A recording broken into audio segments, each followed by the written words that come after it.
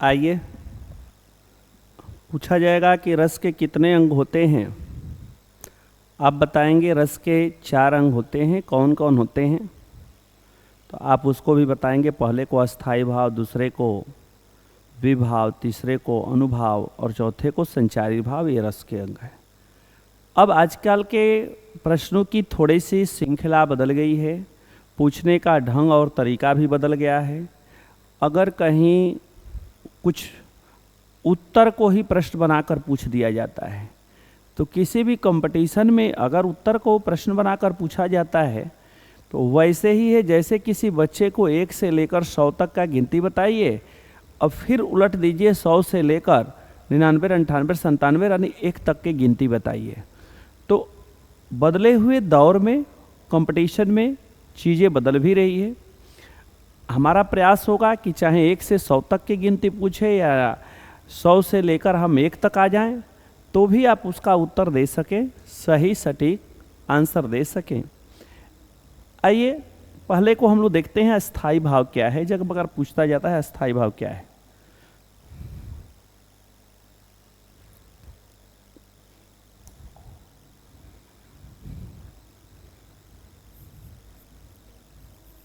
अस्थाई भाव। जब आपसे पूछा जाएगा अस्थाई भाव क्या है, तो आप बताएंगे जो भाव मानव हृदय में सदैव विराजमान रहते हैं और उचित अवसर पाकर प्रकट होते हैं। अस्थाई भाव क्या है? मनुष्य के हृदय में सुख दुख हर्ष शोक सब है, हास्य भी है, डर भी है, भय भी है। तो होता क्या है, ये अंदर हमारे आपके छुपा हुआ है और समय के साथ यह बाहर निकलता है। जैसे कुछ लोग कहते हैं हम डरते नहीं हैं, बिल्कुल नहीं डरना चाहिए, लेकिन समय आने पर देखेंगे तो उनके अंदर भी डर और भय रहता है। क्यों? क्योंकि उचित अवसर आया, प्रकट हुआ।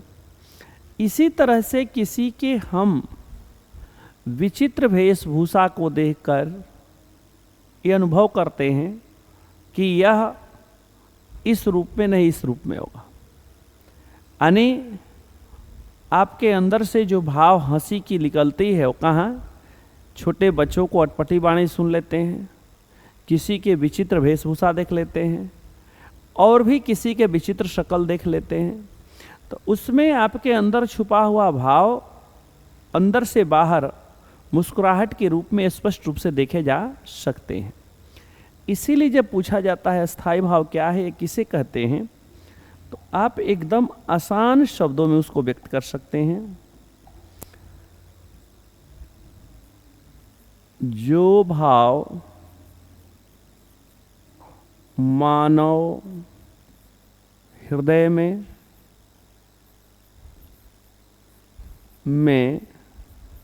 सदैव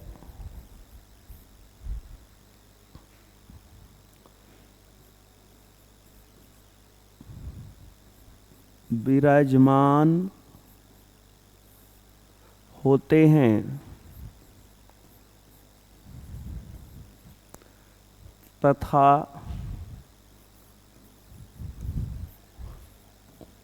उचित अवसर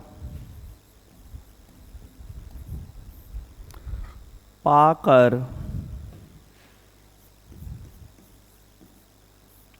वह प्रकट होते हैं।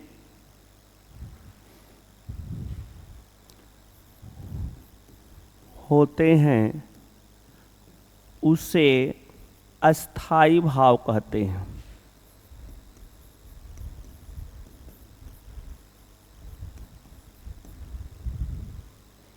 भाव कहते हैं जैसे, अब देखिए जितने भी भाई रस हैं उतने अस्थाई भाव है, जितने अस्थाई भाव है उतने रस है। कंपटीशन में बड़े ही अनोखे ढंग से आपसे पूछे जाते हैं। सिंपल सिंपल पहले आते थे प्रश्न कि श्रृंगार रस का स्थायी भाव क्या है, तो आप रति बताएंगे। फिर पूछा जाता था रति किस रस का स्थायी भाव है, तो अब श्रृंगार रस बताएंगे। अब जमाना लद गया, अब सूची 1 और सूची 2 बना देता है, 4 रस इधर और 4 अस्थाई भाव इधर, और दे देता है मिलान कीजिए। जैसे बना दिया कूट, पहले में दे दिया 2 4 1 3, दूसरे में दे दिया 3 1 4 2।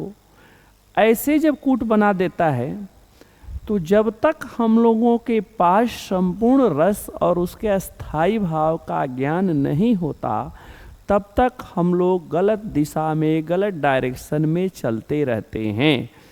इस गलत डायरेक्शन में हम लोग न चलें, इसके लिए आवश्यक है कि प्रत्येक अस्थाई भाव को हम रट कर अपने दिमाग में अस्थाई रूप से बैठा लें, ताकि उचित अवसर पाकर वह प्रकट हो और हम किसी दूसरे को भी बता सकें और स्वयं का सिलेक्शन भी ले सकें। ये भाव आपको दिखेगा। अब आइए, तो 2 कॉलम के माध्यम से हम लोग रस और रस के अस्थाई भाव को समझ सकते हैं। एक में लिखिए रस का नाम, रस का नाम, और दूसरे में आप लिखिए अस्थाई भाव, अस्थाई भाव। ये 2 हो गए आपके साथ।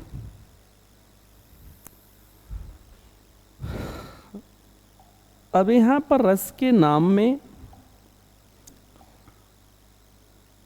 1 2 3 4 5 6 7 8 9 10 11।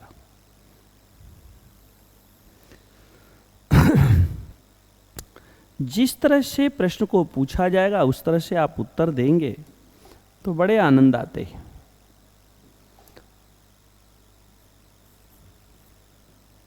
श्रृंगार रस, दूसरा है करुण रस,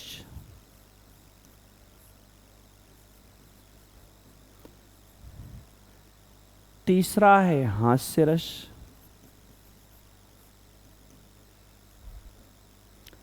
चौथा है वीर रस,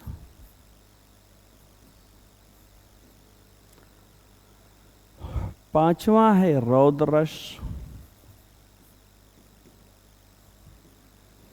छठा है भयानक रस,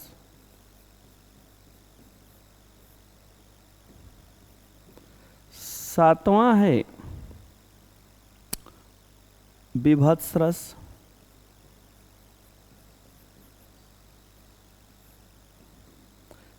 आठवां है अद्भुत रस,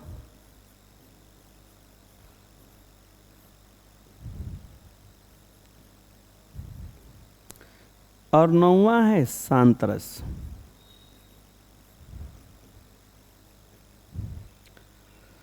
दसवां है वात्सल्य रस,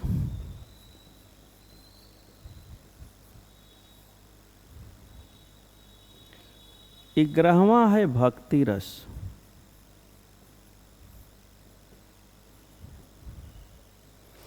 ये सब के सब गणना की जाती है, रस के श्रेणी में की जाती है, इन सब की गणना। अब जैसा कि हमने आपको पहले बताया, इस कभी का एक अस्थाई भाव है, रटना तो पड़ेगा, बिना रटे काम नहीं चलने वाला है। यहाँ पर आपको प्रयास करना होगा कि हम रटें और किसी भी रस का उत्तर बखूबी दे सकें, बेहतर ढंग से दे सकें। तो आइए इसके अस्थाई भाव को भी देख लेते हैं। क्या इसका अस्थाई भाव है, आपके सामने मैं रखता हूं उसको। पहला है श्रृंगार रस का अस्थाई भाव है, वो है रति। दूसरा है करुण रस का अस्थाई भाव जो है वो है शोक। तीसरा हास्य रस का स्थायी भाव है हास्य। चौथा वीर रस का स्थायी भाव है उत्साह। पांचवा रौद्र रस का स्थायी भाव है क्रोध। छठा भयानक रस का स्थायी भाव है भय। सातवां विभत्स रस का स्थायी भाव है जुगुप्सा।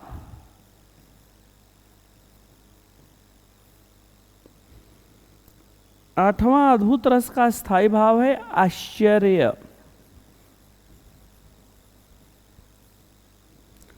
नौवां शांत रस का स्थायी भाव है निर्वेद।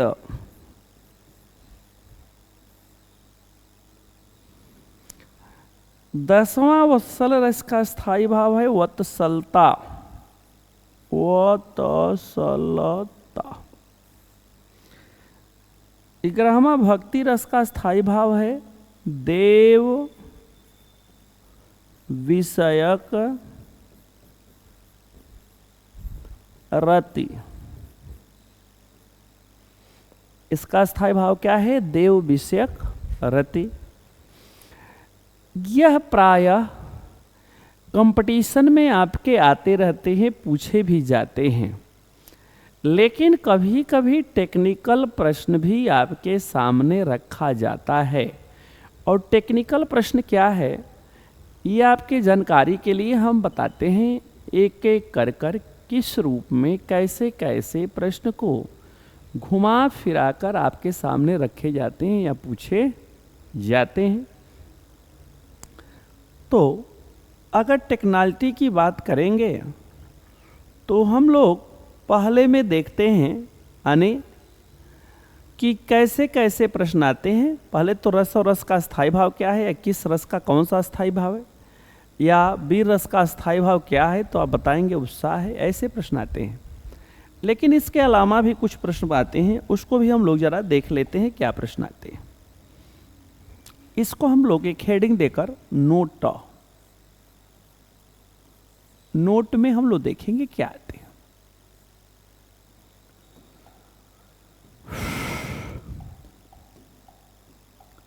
पहला नोट में हम लोग देखेंगे आचार्य भरत मुनि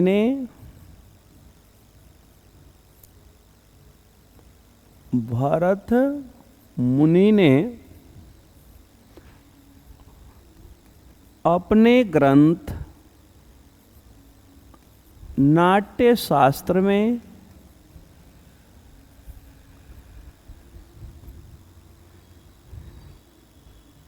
केवल 8 रसों का ही उल्लेख किया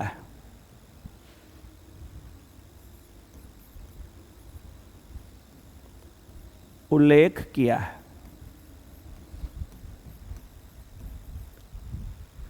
कितने रसों का उल्लेख किया है? 8 रस। अर्थात यह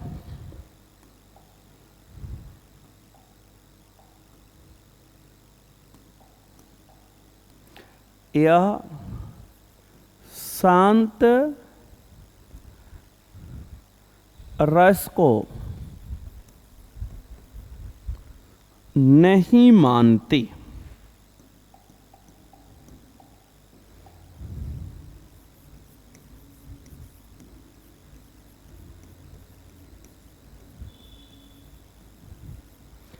अर्थात ये शांत रस को नहीं मानते। सवाल उत्पन्न होता है कि शांत रस को क्यों नहीं मानते? क्योंकि उस दौर में शांत रस को उल्लेख करना बहुत ही मुनासिब नहीं समझाता था। ये आपके शब्दों में इंपॉर्टेंस नहीं समझा जाता था, इसलिए इसका उल्लेख नहीं किया जाता। लेकिन जैसे ही पूछा जाएगा प्रधान रूप से कुल रसों की संख्या कैसे है, या मुख्य रूप से कुल रसों की संख्या क्या है, तो जैसे ही आपसे पूछा जाएगा प्रधान रूप से, लेकिन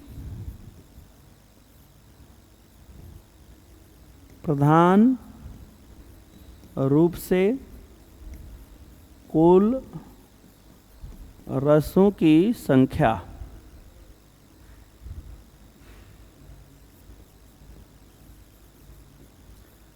आप बताएंगे 9। जैसे ही प्रधानता के आधार पर पूछा जाए कुल रस कितने हैं तो 9। कहाँ से कहाँ तक हैं तो आप बताएंगे श्रृंगार रस से लेकर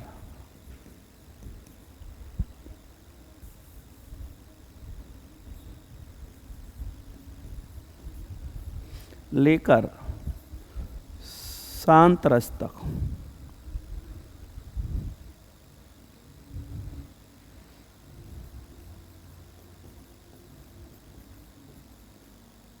कुल रसों की संख्या कितनी है आप बताएंगे प्रधान रूप से कुल रसों की संख्या 9 है, जो श्रृंगार से लेकर शांत रस तक के बारे में दिया गया। लेकिन आजकल कंपटीशन में जैसे जैसे समय बीतता जाता है कुछ टेक्निकल भी प्रश्न आपके सामने आते जाते। अब उस टेक्निकल प्रश्नों को देखना और जानना बहुत ज़रूरी है, क्या आते हैं, किस रूप में आते हैं। जैसे उत्तर प्रदेश पुलिस में पूछा था तो उसको भी रोक देते हैं, अभी आपको बताते हैं। अगर पूछा जाता है कुल रसों की संख्या, कुल रसों की संख्या, तो आपको 11 बताना है जी। कितना बताना है? ये 11 बताना है कुल रसों की संख्या। पूछा जाएगा हिंदी में कुल रसों की संख्या कितने ही 11, तो 10वां रस जो है वो है वात्सल्य। इस रस को आचार्य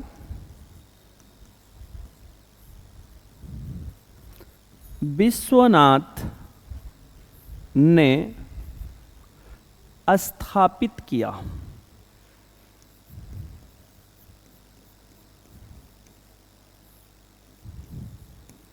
किसने स्थापित किया? आचार्य विश्वनाथ ने स्थापित किया 10वें रस के रूप में। अब जरा 11वां रस देखिए।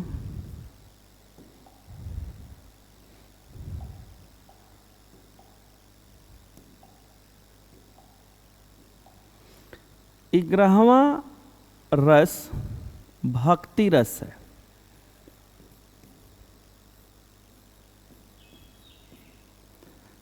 इसे रस के रूप में स्थापित करने वाले आचार्य रूप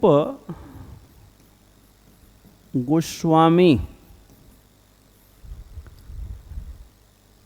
ने इसे रस के रूप में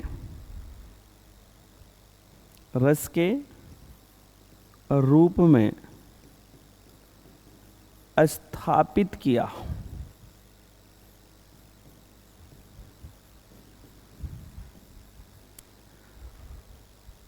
रूप गोस्वामी ने इसे रस के रूप में स्थापित किया है। तो अगर आपसे पूछा जाएगा कि 11वां रस कौन सा है तो भक्ति रस, इसका स्थायी भाव क्या है तो आप बताएंगे देव विषयक रति है। इसको रस के रूप में स्थापित करने वाले आचार्य कौन है तो आप बताएंगे रूप गोस्वामी। फिर पूछा जाएगा वात्सल्य रस 10वां रस कौन सा है तो आप बताएंगे वात्सल्य रस। वात्सल्य रस को रस के रूप में स्थापित किसने किया तो आप बताएंगे आचार्य विश्वनाथ ने किया। और जब शांत रस की बात आएगी तो आप उद्भट बताएंगे, यानी 9वां जो रस है जो शांत रस है, 9वां जो आपके सामने रस आएगा इसको किसने स्थापित किया तो आप बताएंगे उद्भट। ने स्थापित किया, हिंदी में शांत रस को, शांत रस को।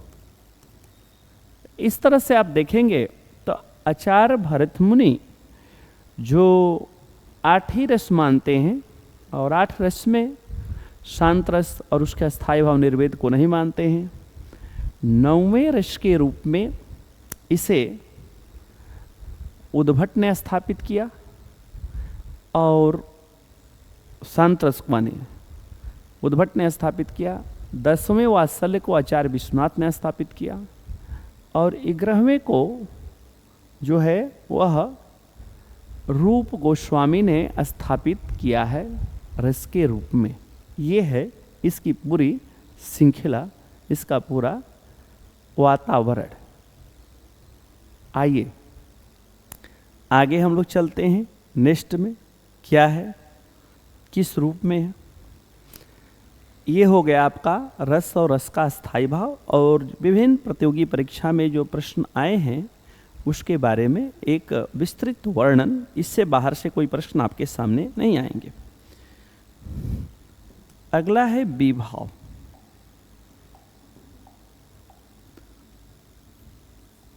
विभाव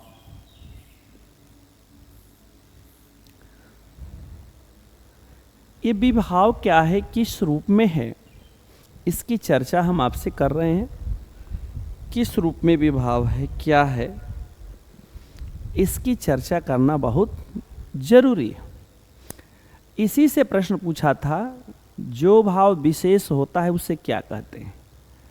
यानी उत्तर को ही प्रश्न बनाकर पूछना आज की कंपटीशन में एक आवश्यक अंग हो गया है, नेसेसरी पार्ट्स हो गए हैं। किसी प्रश्न को अगर जो पूछा जाता है उसके उत्तर डाल देता है, तो जब उत्तर डाल देता है तो वह विद्यार्थी घबरा जाता है कि लग रहा है कौन सा भाव पूछा है, किस रूप में पूछा है। तो हम लोग न घबराएंगे, न अटकेंगे, न भटकेंगे। अगर पूछा जाता है विभाव क्या है तो आप बताएंगे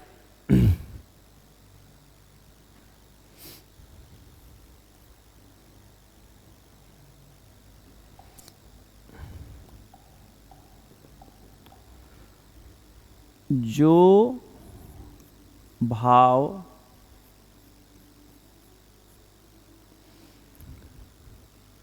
अस्थायी भाव को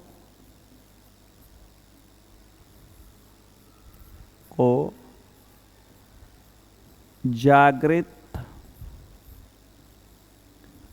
करने में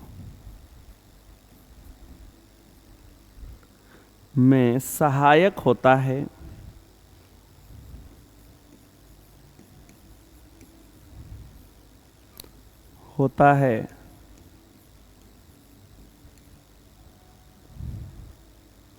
जो भाव अस्थायी भाव को जागृत करने में सहायक होता है,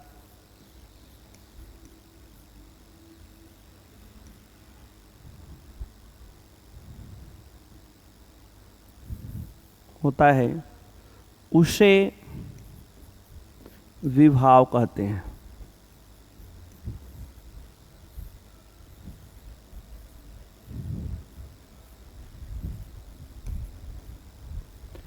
जो भाव अस्थायी भाव को जागृत करने में सहायक होता है उसे क्या कहते हैं, विभाव कहते हैं।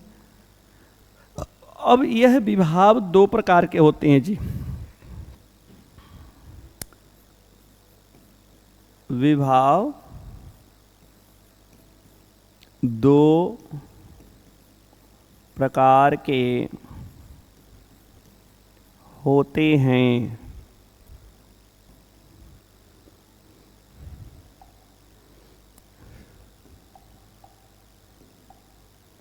नंबर 1 आलंबन विभाव,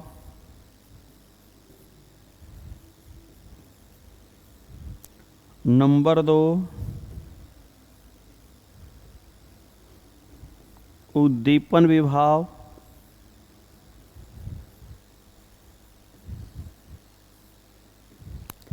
अब इसमें से जब प्रश्न पूछता है तो मामला अटक जाता है।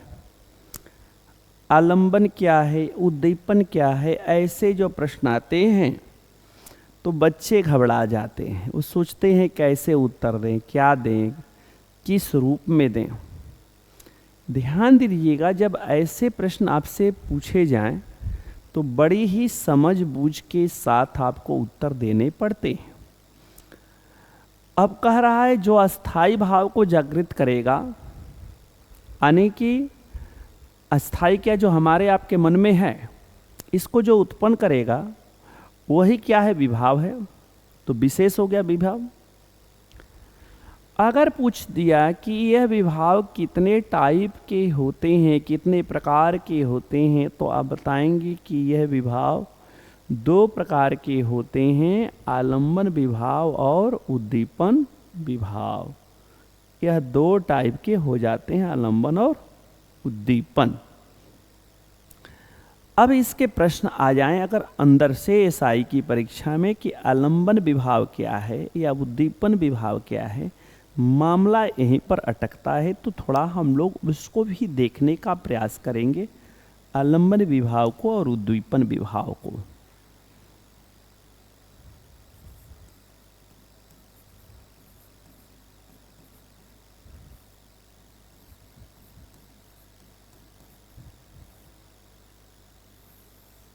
ये क्या है आलंबन विभाव?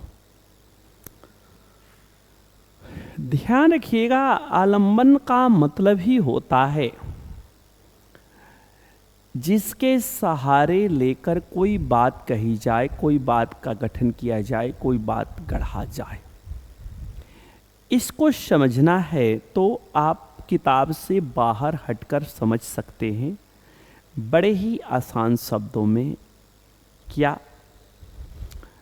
आप देखते हैं, जब किसी हम लोग बारात में जाते हैं तो एक चीज वहां पर पाते हैं, वर पक्ष और वधू पक्ष, एक पक्ष का नेतृत्व वह लड़का करता है जो दुल्हे के रूप में रहता है, उसकी शादी होने वाली है। एक पक्ष का नेतृत्व वह लड़की करती है जो दुल्हन के रूप में रहती है, जो दुल्हन के रूप में रहती है। अब लड़के पक्ष वाला रूप और लड़की पक्ष वाला रूप अपने अपने पक्ष के तरफ से इकट्ठे होते हैं। कभी कभी आप देखेंगे तो ऐसे भी लोग हैं जो दोनों पक्ष से इकट्ठे होते हैं। अब क्या होता है, सारा तामझाम तो उस लड़के और लड़की को केंद्र में रखकर किया गया है जिसकी विवाह होने वाली है, जिसकी शादी होने वाली है। अब तो वो दोनों क्या हो गए, जो लड़का और लड़की जो दुल्हा और दुल्हन के रूप में है, विवाह के बंधन में बंधने वाले हैं, वही आलंबन हो गए। अब इसके भी 2 रूप होते हैं, आश्रय और विषय। आश्रय और विषय, आश्रय आलंबन और विषय आलंबन। अब पूछा जाता है उद्दीपन क्या है? उद्दीपन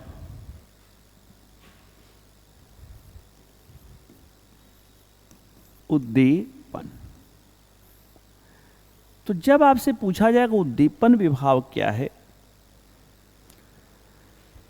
तो इसको भी बड़े आराम से समझिए। उद्दीप्त करना और सौंदर्य को बढ़ाना, कांति को बढ़ाना, सुंदरता को बढ़ाना और 4 चांद लगाना। तो जहां पर वो लड़का और लड़की दुल्हन के रूप में बैठे होते हैं, वहां पर देखेंगे तो सजावट रहती है। सबसे पहले तो राजा महाराजा जैसा उनका आसन होता है, सोफा होता है, चेयर होता है, वो किंग की भूमिका में होते हैं। दूसरा आप पार्ट देखेंगे तो उनके में ये भी दिखाई देता है, क्या दिखाई देता है जरा समझिए, कि जहां पर वो बैठते हैं वहां पर फूलों से, पत्तों से, लताओं से एक खूब सुंदर सजावट की जाती है। इसके बाद उनके सजावट में फूल लता के साथ साथ लाइटिंग की भी व्यवस्था दिव्य और भव्य होती है। उसमें झालर भी होते हैं, उसमें बड़े बड़े हाइड्रोजन भी होते हैं और वहां पर उनको बैठाया जाता है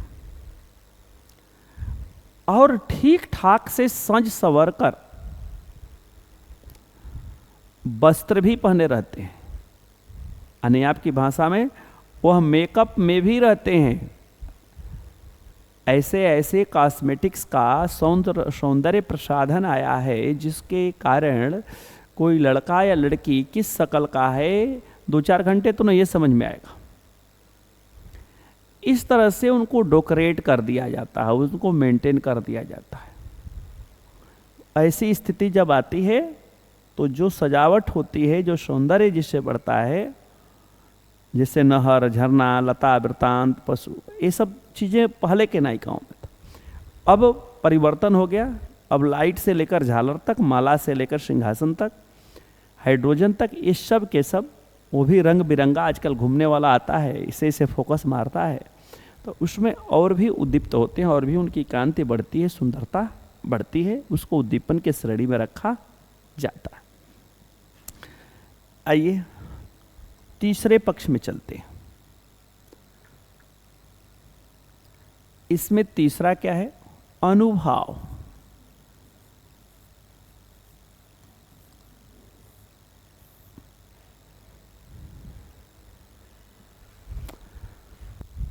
जब भी अनु का प्रयोग होता है तो देखेंगे इसमें तो अनु एक उपसर्ग है, भाव मूल शब्द है।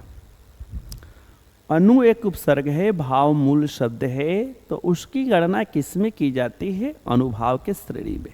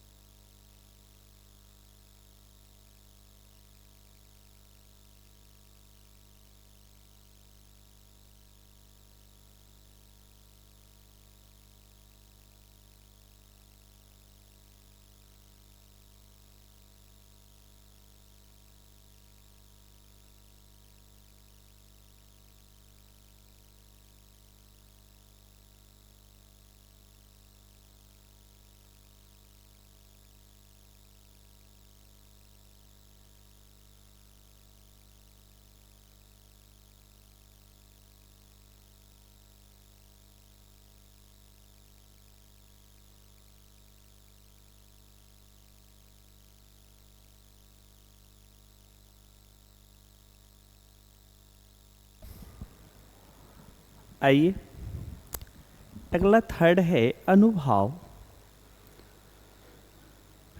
अनुभाव क्या है जब पूछा जाएगा तो आप बताएंगे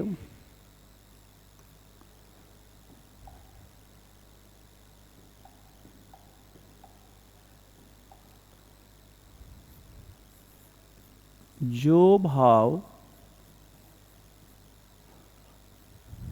विभाव के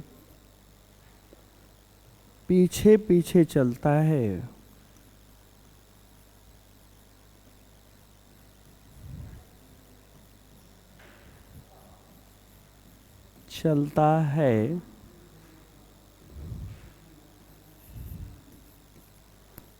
उसे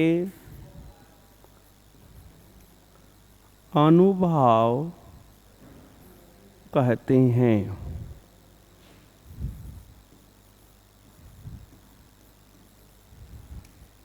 जो भाव विभाव के पीछे पीछे चलता है उसे अनुभाव कहते हैं।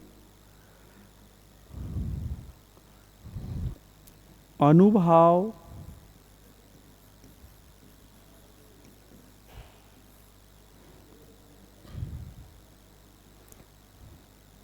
चार प्रकार के होते हैं, जैसे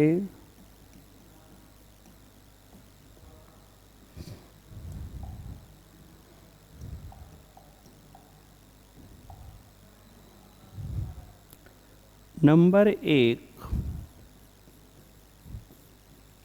कायिक अनुभाव, नंबर 2 वाचिक अनुभाव, नंबर 3 सात्विक अनुभाव, नंबर 4 आहार्य अनुभाव।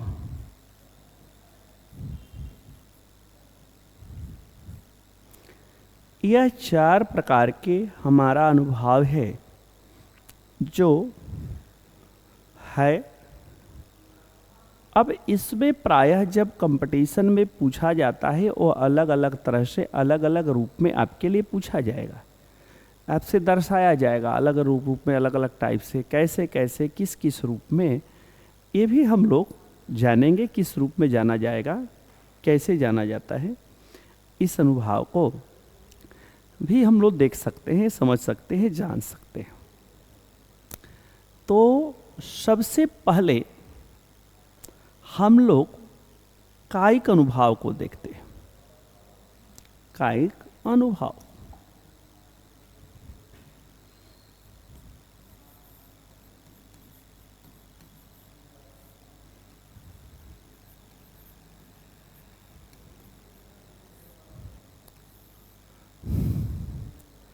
ध्यान दीजिए, जब पूछा जाएगा कायिक अनुभाव क्या है या किसे कहते हैं, तो इसका मतलब ही होता है शारीरिक चेष्टा, कोशिश, प्रयास। नायक और नायिका जब के द्वारा जो प्रयास होते हैं, चेष्टा जो होते हैं, प्रयास, कोशिश जो होते हैं, लेकिन शिक्षा के क्षेत्र में इसका बहुत जबरदस्त प्रयोग किया जाता है।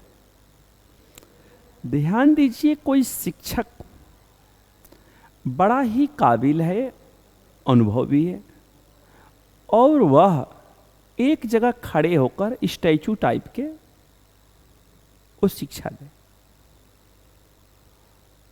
तो शायद उसका शिक्षण उतना प्रभावशाली न हो जितना कि वह ज्ञानी होने के साथ साथ उसकी बॉडी लैंग्वेज भी, हाथों का, मुंहों का, उंगलियों का, ये सब उसके पीछे पीछे चले, तो शायद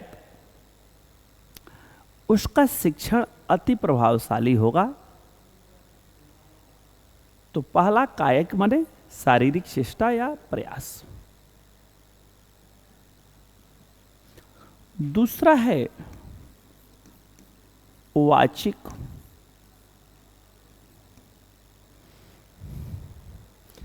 यहां वाचिक से मतलब वचन से संबंधित चीजें। वचन जो पढ़ते हैं ना, रघुकुल रीत सदा चली आई, प्राण जाई पर वचन न जाई। तो ऐसे वचन न तो ज्यादा चिल्ला चिल्ली वाली हो और न ज्यादा फुसफुस वाली हो। यानी जब नायक नायिका किसी चीज का प्रदर्शन करते हैं तो उनकी बोली में मिठास हो, मधुर हो, कोयल की तरह हो, तब उसका वचन से वो प्रभावशाली बना सकता है। शिक्षा के क्षेत्र में भी इसका प्रयोग होता है। जब कोई अध्यापक अपने वाणी को मधुर आवाज में तथ्यों को तर्कों के साथ रोचक ढंग से प्रस्तुत करता है तो समझना वही क्या है, वाचिक अनुभव है। तीसरा है सात्विक।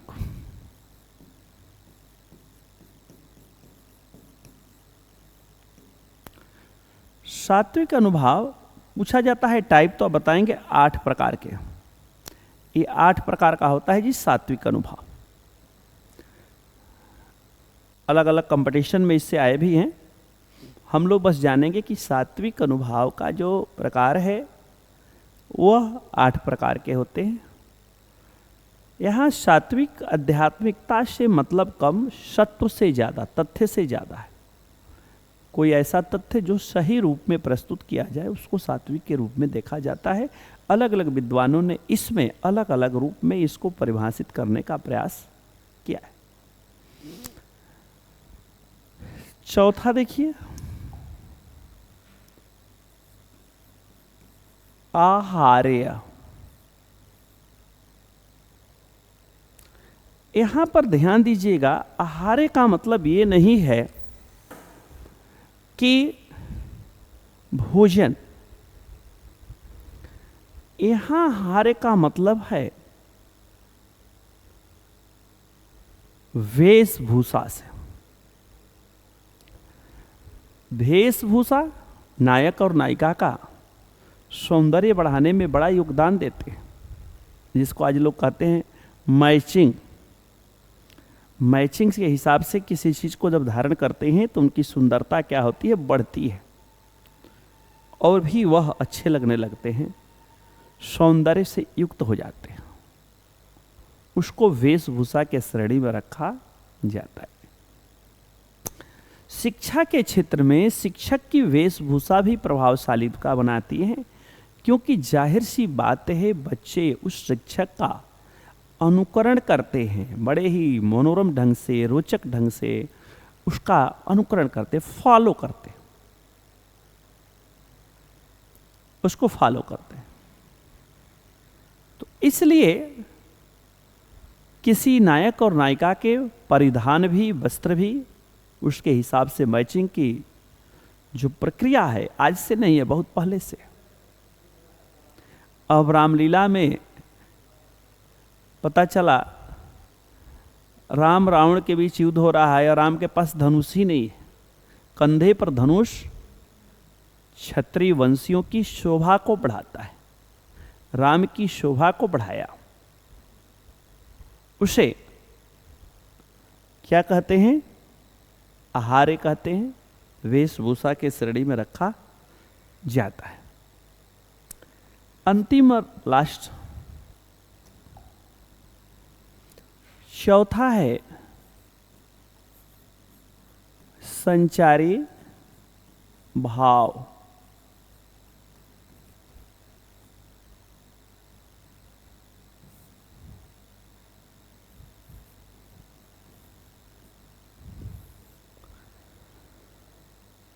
ध्यान दीजिएगा, जब भी संचारी भाव की बात आएगी, गणना आएगी, तो कभी कभी बड़े घुमाकर पूछ देता है किस भाव का स्वभाव, यहां देखिए स्वभाव, पहला पूछता है क्षणिक, दूसरा पूछता है पानी की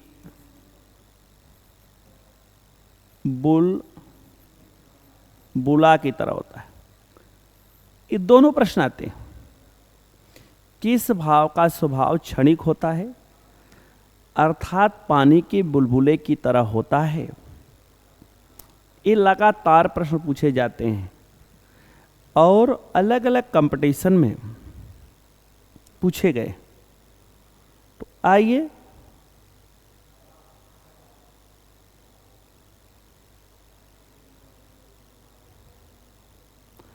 आइए इसको थोड़े से हम आगे बढ़ाते हैं, कैसे किस रूप में, देखें जरा।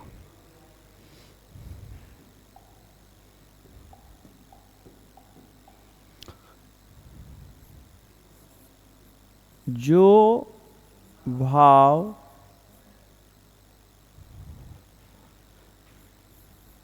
क्षण भंगुर होता है,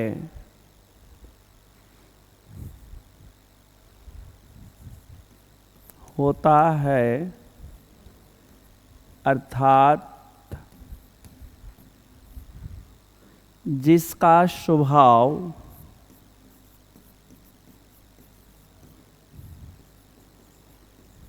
भाव पानी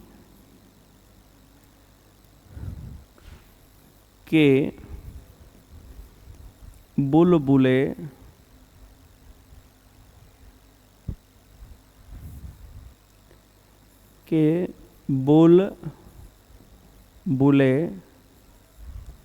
की तरह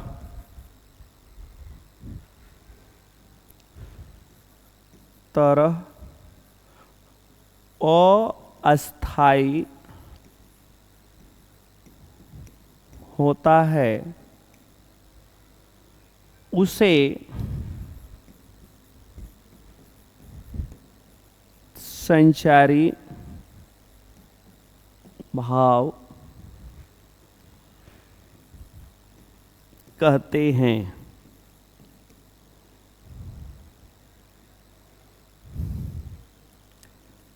संचारी भावों की कुल संख्या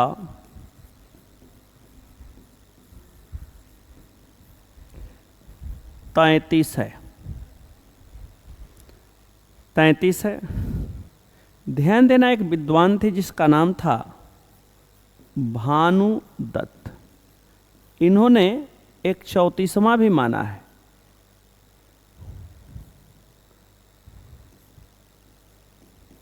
जिसका नाम है छल।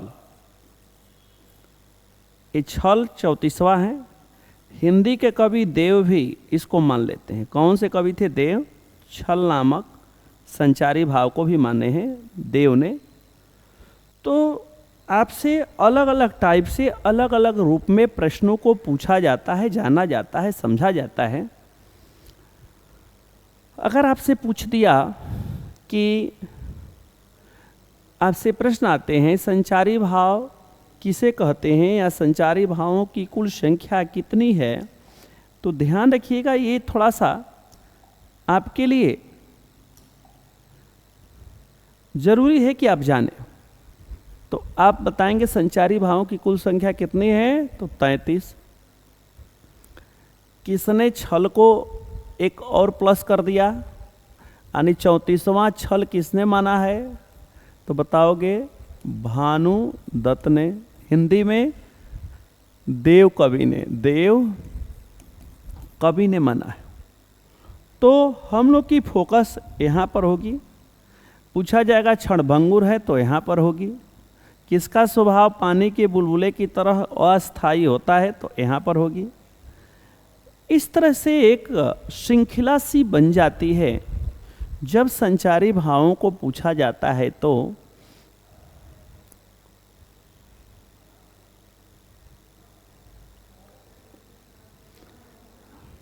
पूछा जाता है तो आप उसको उस रूप में बताएंगे कि कैसे होता है, किस रूप में होता है। उम्मीद है कि ये क्लास को देखने के बाद आप सभी का कहीं भी रस से जो प्रश्न पूछा जाएगा वो गलत नहीं होगा, बल्कि 100% सही होगा, ऐसा उम्मीद करते हैं। रस और रस का स्थायी भाव, रस के अंग, रस की परिभाषा, जितने भी चीज़ें आपको पढ़ाए हैं वह सबके सब एक यूनिक है। बस है क्या कि आप उसको किस मात्रा में पचा लेते हैं। जय हिंद, मिलते हैं नेक्स्ट वीडियो में।